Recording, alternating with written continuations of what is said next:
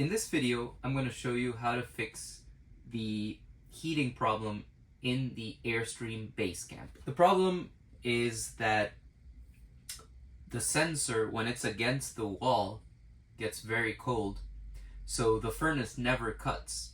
It keeps running and running and heats up the trailer, and because it's against the wall, it remains cold and it never reaches a temperature. What I'm going to show you here is how to move the sensor from this location, which is against the wall, to the side of the console. So the first step is to open up this seat bench and remove that black box and probably remove these panels.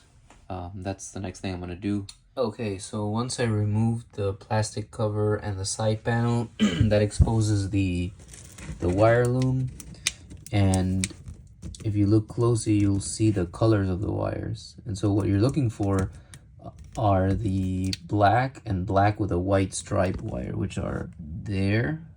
And I'll show you in the sensor side what those correspond to, which I'm gonna bring my flashlight.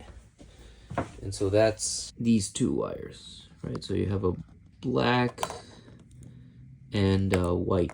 And what I'm gonna do is I'm gonna cut it right here and splice it. And so I'm gonna leave the original wiring all the way there in case someone wants to reuse it. They just splice it back together, so it's a simple fix. And then I'm just gonna go to this side. So that's the plan. We'll see how it goes. I'm gonna cut this with some snips to expose more of the wiring, make sure that's the correct wire. And I want the black and black with white stripes. Okay, so once you cut that black wire with white stripes, you connect it to a multimeter, you put it in conductivity test mode, and then it should beep. And there I can hear it beep there.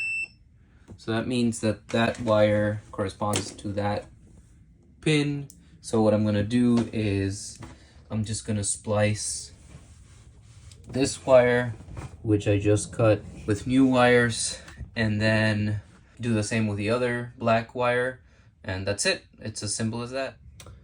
Alright, so I already cut both wires and I added these crimp connectors, which are shrink wrap, so they're super nice.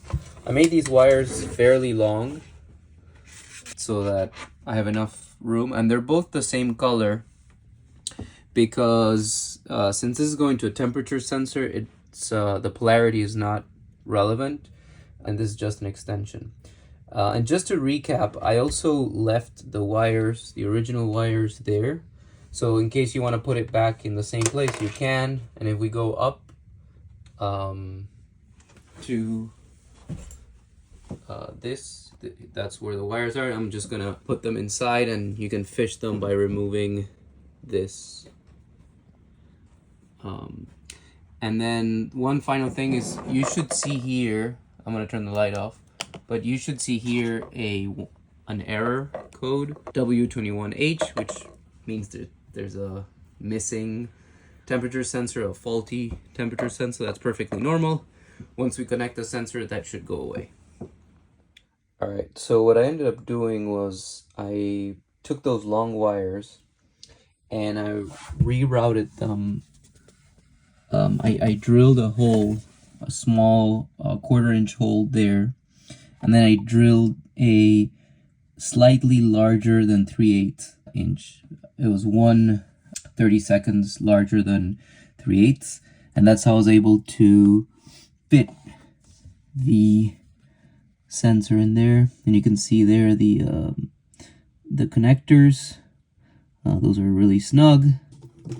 You can now see that it's at a good height, so when the bed is set up there, the heat here won't influence the temperature.